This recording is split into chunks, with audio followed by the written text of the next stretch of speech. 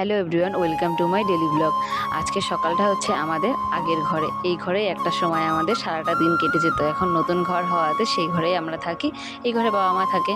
এখানে পুনুকে ঘুম থেকে তুলছিলাম, ও উঠবে না, ওর ঘুম হয়নি। তারপরেও আমি জোর করে ওকে তুলে নিলাম কারণ আমাকে আবার পড়াতে যেতে হবে। ও উঠে আমাকে না দেখলে কান্না করবে। রোজ তো আমি একাই রাস্তা দিয়ে হাঁটি, আজকে ওকে কোলে নিয়ে হাঁটছিলাম।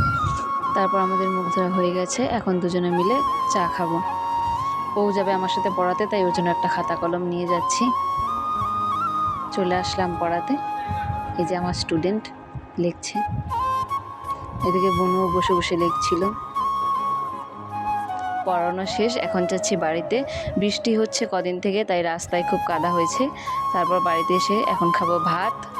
এদিকে দুই ভাই বোনের কাণ্ড দেখো, কি খুশি দুজনে, আর কি মজাটাই না করছে। চলে যাচ্ছি এখন জমিতে, একটু ভুট্টা তোলা বাকি ছিল, সেই ভুট্টাটুকুই এখন সবাই মিলে তুলে ফেলবো।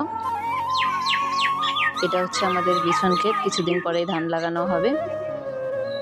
ভুট্টা ক্ষেত এখন চলে আসলাম, সবাই মিলে এখন তুলবো। তারপর বাড়ি এসে খেয়ে নিলাম মিষ্টি দই। দেখা হচ্ছে নেক্সট ব্লগে। টাটা। কেমন লাগলো কমেন্টে জানিও।